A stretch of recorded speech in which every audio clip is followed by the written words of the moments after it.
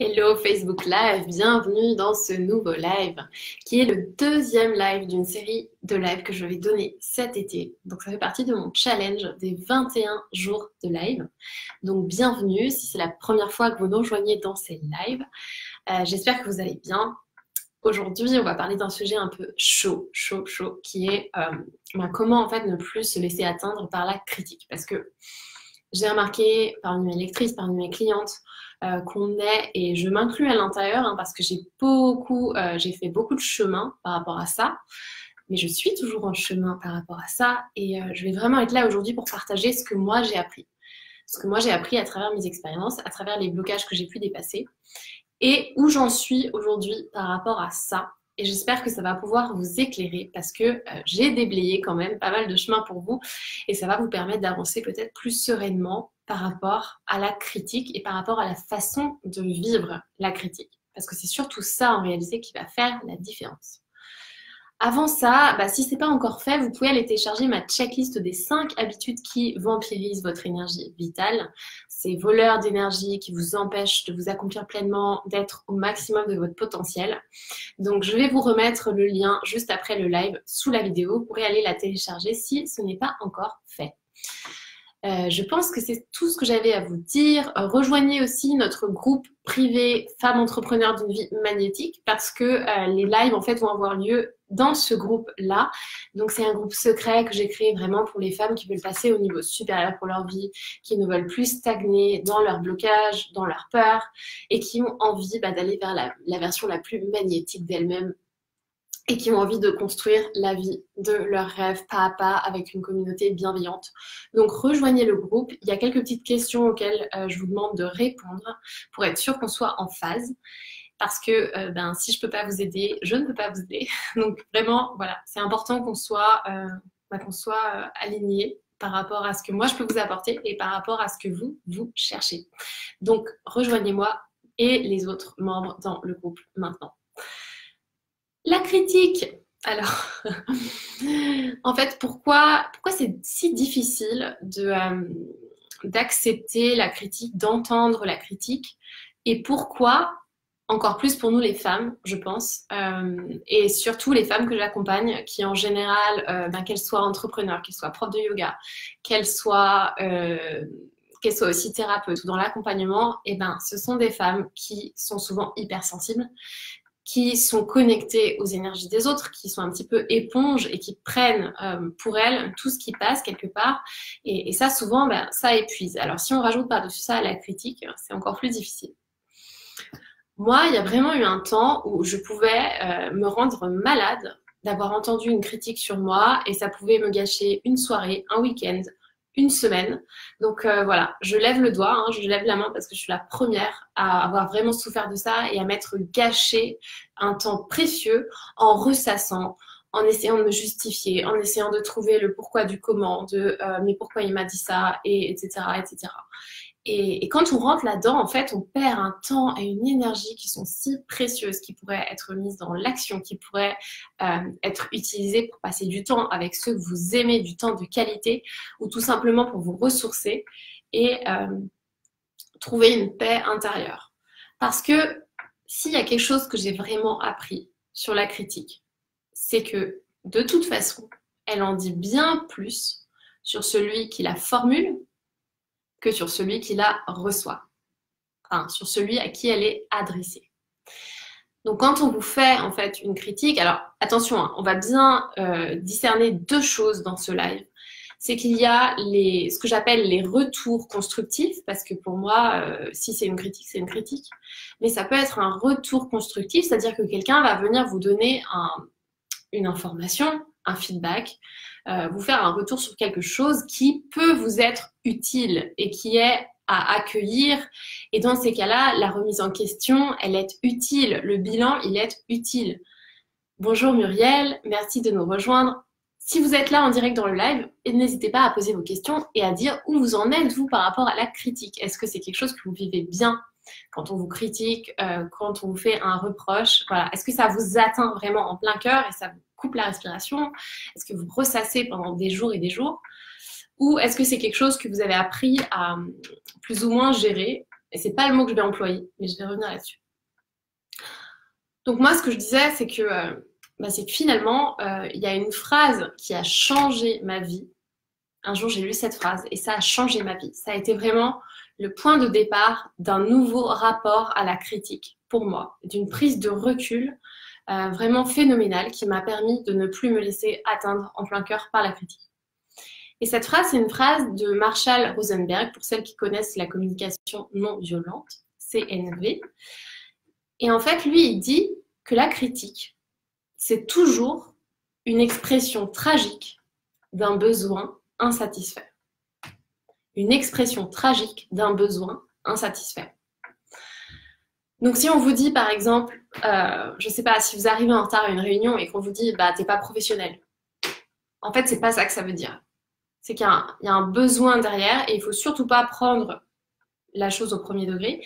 Il y a vraiment un besoin derrière qui est autre et qui dépend de la personne. De la personne qui formule cette critique.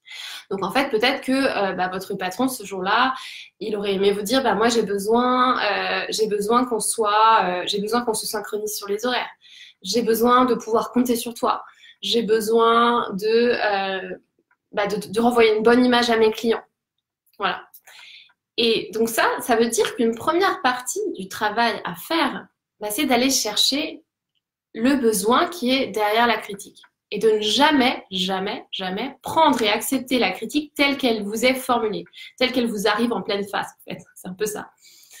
Mais d'aller essayer de dire, ok, il me dit ça, mais en fait, c'est pas ça que ça veut dire. Moi, je vais pas en rester là. Je vais essayer d'aller comprendre ce qu'il y a derrière. Donc ça, c'est si vous êtes dans une optique avec quelqu'un que vous aimez, avec quelqu'un dans votre métier, dans votre boulot, où vous sentez que pour préserver la relation, ça peut être intéressant d'aller chercher le besoin qui est derrière. Ça l'est pas toujours. Parfois, c'est nécessaire juste de couper court. Parce que ça ne va pas venir vous servir, en fait. Autre chose que je voulais vous dire, c'est que voilà, en fait, la critique, elle n'existe que si vous acceptez de prendre le poison de l'autre. Quelque part, on vous propose un poison, voilà, on vous lance du venin. Est-ce que vous le prenez, ce venin? Ah oui, Muriel nous dit ce n'est jamais personnel quand on reçoit une critique. Non, tu as tout à fait raison Muriel, là tu as tout compris. C'est-à-dire que c'est personnel pour l'autre en fait, mais c'est pas personnel pour nous. C'est-à-dire que effectivement, la personne en face parle rarement de nous. Elle parle d'elle. Je sais pas si toi tu as remarqué ça Muriel, mais la personne en fait, elle analyse la réalité parce que la réalité brute, nue, ça n'existe pas. La réalité, elle est toujours interprétée avec les émotions de la personne qui est en face, à travers ses blessures, à travers son expérience à elle, à travers ce qu'elle a vécu. Muriel dit faire la part entre ce qui concerne la personne et ce qui me concerne. C'est exactement ça. Et donc, tu as raison, j'allais venir à ça. En fait, il y a aussi cet aspect de responsabilité, c'est-à-dire de quoi moi je suis responsable en fait dans ce qui est en train de se passer. Je suis responsable de mes émotions. C'est-à-dire pourquoi, quand je reçois telle critique, je me sens en colère, ou je me sens frustrée. Mais ça vient pas dire quelque chose de la critique en soi ou de la personne qui la formule. Ça vient dire quelque chose de moi. Pourquoi cette blessure est encore à vif? Pourquoi ça vient réveiller cette blessure? Ça, c'est entre moi et mon passé, entre moi et mon rapport à moi-même. Qu'est-ce qui fait que dans la critique de l'autre, il y a quelque chose qui me dérange? Et le mot déranger, c'est fort parce que c'est mettre le bordel en fait. Donc, qu'est-ce qui vient mettre le chaos, semer le trouble, semer le chaos à l'intérieur de moi? Qu'est-ce qui fait que je ne suis pas en paix par rapport à ça? Ça va être vraiment une autre partie du travail importante à faire. C'est que ce qui vient être éveillé par la critique chez vous, c'est une information.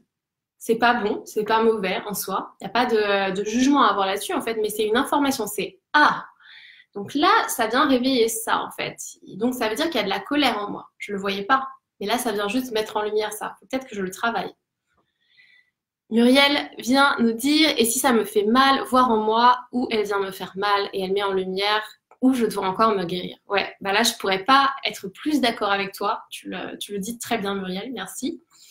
C'est exactement ça. Donc, où est-ce que ça vient mettre le spotlight? Où est-ce que ça vient mettre les projecteurs qui m'invitent, moi, à faire ma part du boulot?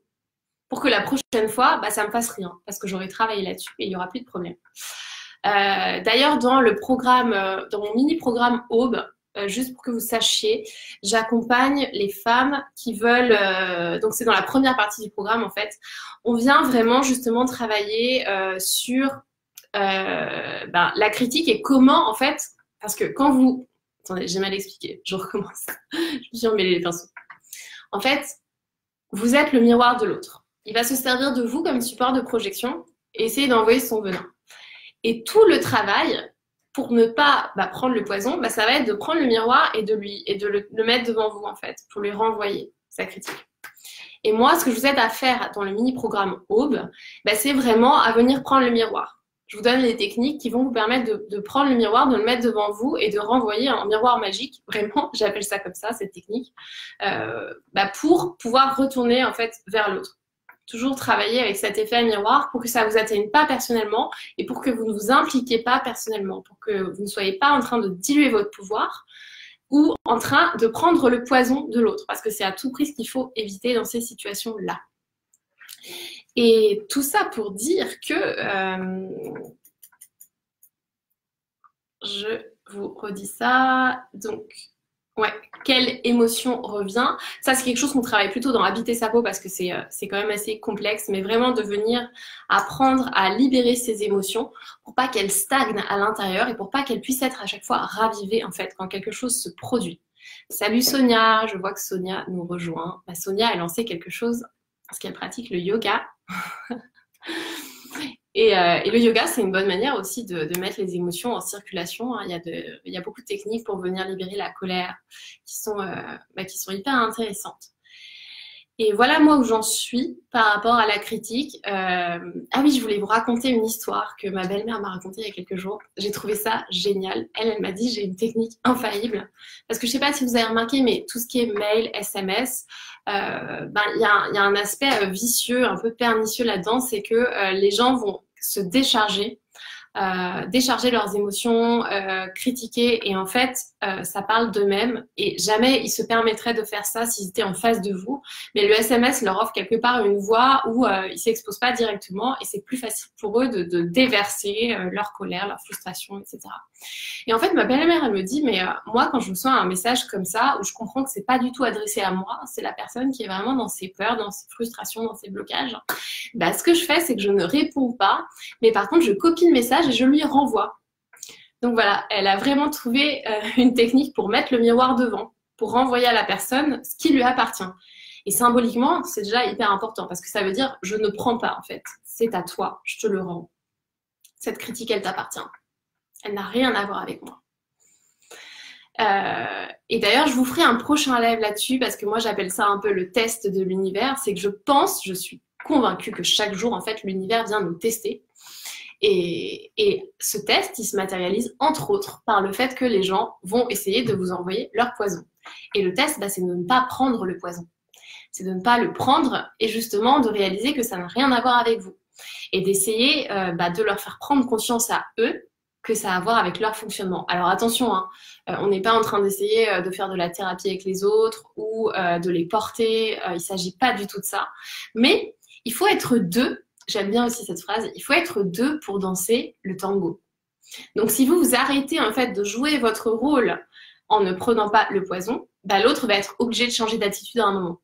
Parce que ça ne va plus marcher en fait. Le pas de danse, il ne va plus fonctionner. Donc vous allez être obligé de passer sur un autre pas de danse.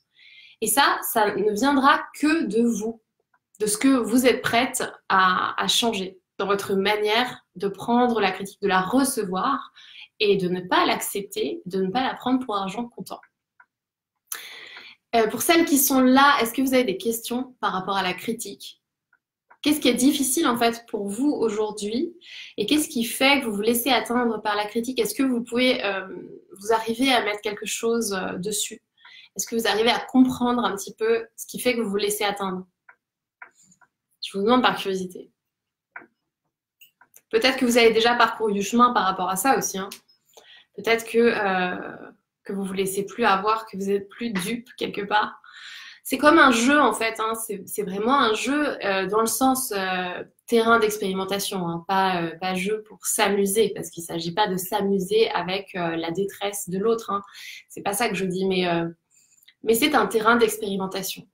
et vous en apprenez plus sur vous que, enfin, grâce à l'autre aussi, parce qu'avec sa critique, il vient vous servir de miroir aussi, faut pas l'oublier.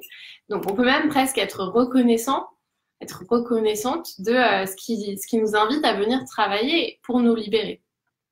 Voilà, c'est vraiment ce dont j'avais envie de vous parler aujourd'hui.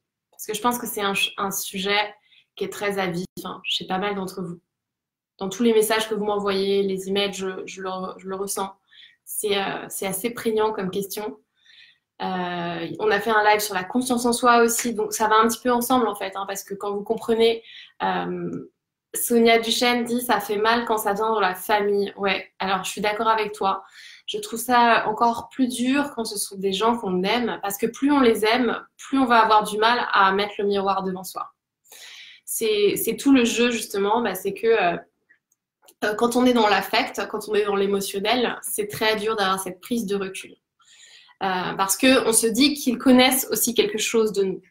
Il y a aussi cet aspect-là qui est vicieux. C'est qu'on se dit, si c'est ma mère qui me dit ça, si c'est ma sœur, c'est qu'elle le sait en fait, c'est que c'est vrai. Et donc on a tendance à le prendre pour argent comptant. Mais il faut aussi bien comprendre que même si c'est une personne qu'on aime, même si on a passé du temps avec elle, il n'empêche qu'elle interprète la réalité à l'aube de ses propres blessures, à l'aube de ses propres blocages et frustrations. Et que de toute façon, elle va projeter sur nous, quoi qu'il arrive. Donc, ça peut être juste intéressant de se dire, bah ouais, moi, pourquoi là, ça vient me faire aussi mal? Qu'est-ce que j'ai toujours pas travaillé par rapport à ça? Pourquoi je doute encore, en fait? Pourquoi je suis pas certaine de moi, qui je suis? Parce que là, dans ce qu'elle est en train de me dire, en fait, il n'y a rien de moi, de ce que je dis vraiment, il n'y a rien de ce que je fais vraiment. C'est vraiment sa vision du truc et sa manière de le recevoir. Voilà, c'est un peu l'histoire de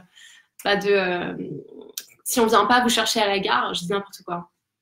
Si on vient pas vous chercher à la gare, vous pouvez soit vous sentir abandonné et remettre ça sur la personne, et en fait c'est que vous avez clairement une blessure d'abandon, ou alors vous pouvez vous dire ah bah c'est super, il y a du soleil, je vais sortir mon bouquin et je vais me poser sur un banc et en fait je vais passer un bon moment, ça va me permettre de me recentrer parce que là dans le TGV il y avait vachement de monde, il y avait plein de gamins qui criaient, je me sens un peu stressée, donc je vais me faire cette petite soupape de décompression au soleil avec un café, et voilà, en fait c'est génial parce que la personne elle est pas là tout de suite, mais voilà, ça me fait une soupape de respiration.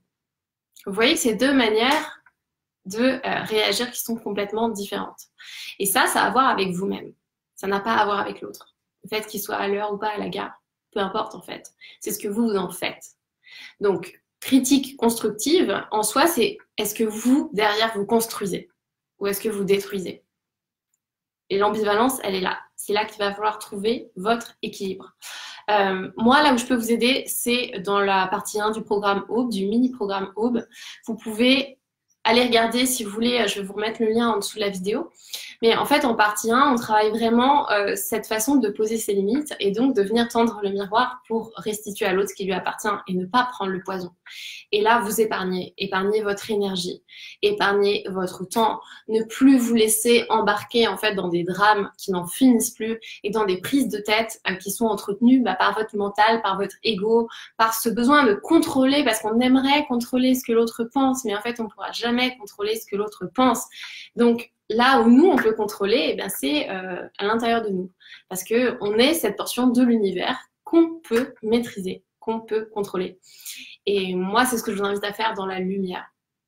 Donc, si vous sentez que c'est un peu le moment pour vous, que vous avez du mal avec ça, l'été, ça peut vraiment être le timing parfait parce que souvent, les choses ralentissent, on se prépare un petit peu à revenir à la rentrée, à reprendre le boulot, à revoir nos proches. Donc, il y a comme une décantation qui se fait pendant l'été et c'est plus facile de travailler sur soi. Moi, je sais que mes plus grandes transformations, je les ai toujours eues pendant l'été.